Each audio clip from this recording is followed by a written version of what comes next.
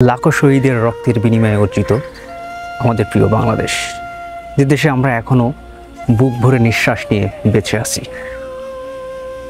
আমরা জানি কত ত্যাগের বিনিময়ে, কত রক্তের বিনিময়ে, আমাদের মা বোনদের সম্ভ্রমের বিনিময়ে পেয়েছি আমাদের প্রিয় বাংলাদেশকে। আমরা পেয়েছি একটি স্বাধীন মানচিত্র এবং একটি পতাকা।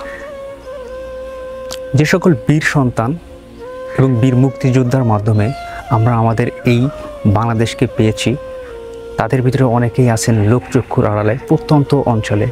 ঠিক তেমনি আজকে আমরা কুমিল্লা জেলার কোরপাই নামক একটি গ্রামে কিন্তু চলে আসছি বন্ধুরা, আমাদের একজন মুক্তিযোদ্ধার সাক্ষাৎকার নিতে।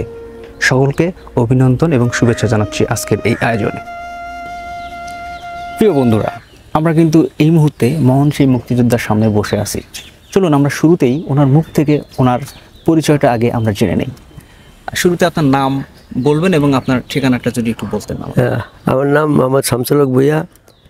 আমি কোরপাই গ্রামের বাসিন্দা, কোরপাই ভূঁইয়া বাড়ি। আমি তো আব্দুর রাজ্জাক ভূঁইয়ার ছেলে। বর্তমানে আপনি এখন কি করতেছেন? বর্তমানে আমি এখন একটা সমাজসেবামূলক শাখা পোস্ট অফিসের দায়িত্বে আছি। ব্রাঞ্চ পোস্ট অফিসে যেটি আমাদের পাশে মাদ্রাসা আছে, মাদ্রাসা একটা রুমে কাজ করতেছি এবং সরকার থেকে কম্পিউটার মেশিন টেশিনপত্র দিয়েছি, এগুলো পরিচালনা করতেছি। ধন্যবাদ আপনাকে। আসলে আমরা মূলত আজকে আপনার সাথে কথা বলার উদ্দেশ্য হচ্ছে, আমরা জানি, সবাই জানে যে আপনাদের মতো মহান যারা বীর সৈনিক, যাদের মাধ্যমে আমাদের এই সুন্দর দেশটাকে আমরা পেয়েছি স্বাধীন হিসাবে, তো সেই প্রসঙ্গে আমরা কথা বলবো আপনার সাথে। শুরুতে জেনে নেব, আপনি যেহেতু একজন মহান মুক্তিযোদ্ধা, যার আপনার অবদান আসলে বলে শেষ করা যাবার নয়, তো সেক্ষেত্রে আমরা শুরুতে জেনে নেব, আপনি যখন যুদ্ধে গেছিলেন তো কত বছর বয়সে আপনি প্রথম এই যুদ্ধে গিয়েছিলেন? যুদ্ধে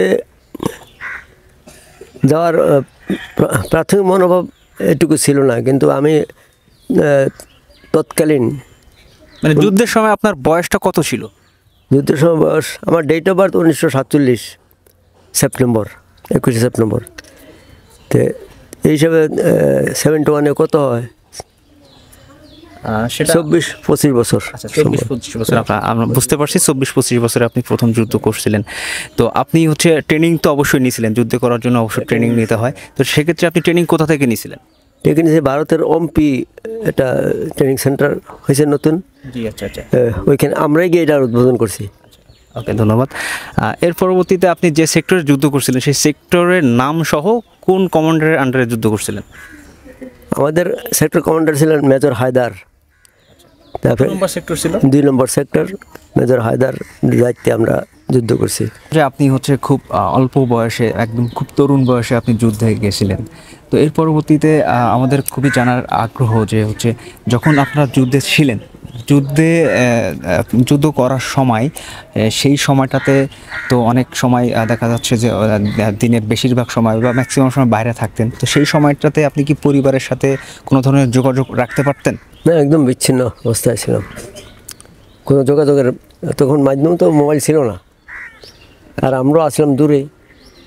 তারপরও যুদ্ধ করতে করতে দেখা গেল যে আপনার প্রিয়জনদের মা বাবা বা তাদের কথা অনেকক্ষণ মনে পড়ে। সাক্ষাৎকারের জন্য 1-2বার রাত্রেবেলা হয়তো গোপনে আসছি, আবার চলে গেছি। আচ্ছা, বাড়িতে থাকি, রাতারাতি চলে যেতেন? বাড়িতে এসে অ্যাটাক করতে পারে, কিন্তু সেই তথ্য যদি তারা পায় তাহলে এসে বাড়িতে হামলা করব।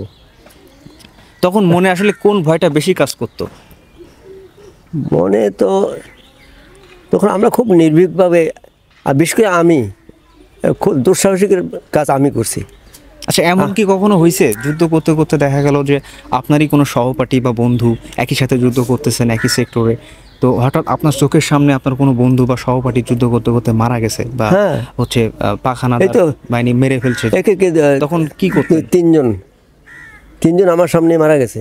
আচ্ছা, তখন ওই মুহূর্তে তাদেরকে কিভাবে দাফন করা হতো? হ্যাঁ, সেই মুহূর্তে তো আমরা তো সব কিছু রাত্রি করতাম, দিনের বেলা তো করার সুযোগ ছিল না, কারণ তখন তো হানাদার বাহিনী সবখানে ছড়িয়ে ছিটিয়ে ছিল, বিভিন্ন জায়গায় ক্যাম্পও ছিল তাদের।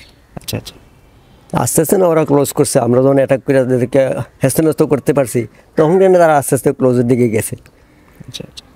এখন এই যে স্বাধীনতার দীর্ঘ 50 বছর পর আপনার মুখে দেখতেছি যে খুব চমৎকার হাসি যে দিচ্ছেন, তো সেই সময়টার আসলে কেমন মুহূর্তগুলো কেমন কাটলো আমরা আপনাদের? খুব ভয়ভীতিতে থাকতাম, কোথাতে আমরা অ্যাটাক করে, আমরা তো তখন ভিতরে তাদের ইয়ার গন্ডির ভিতরে, আচ্ছা যেহেতু ইন্ডিয়াতে তো আমরা চলে আসছি ভিতরে, কিন্তু তখন তো ইন্ডিয়ার কোনো হস্তক্ষেপ ছিল না।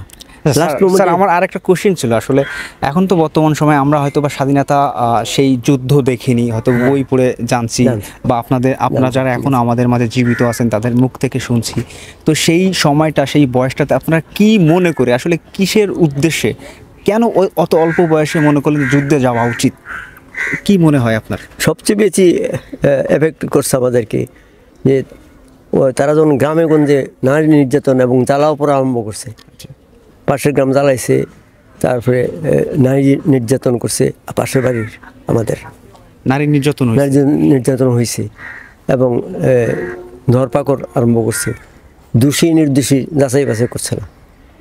এটাই খুব সবচেয়ে বেশি এফেক্ট করছে আমাদেরকে।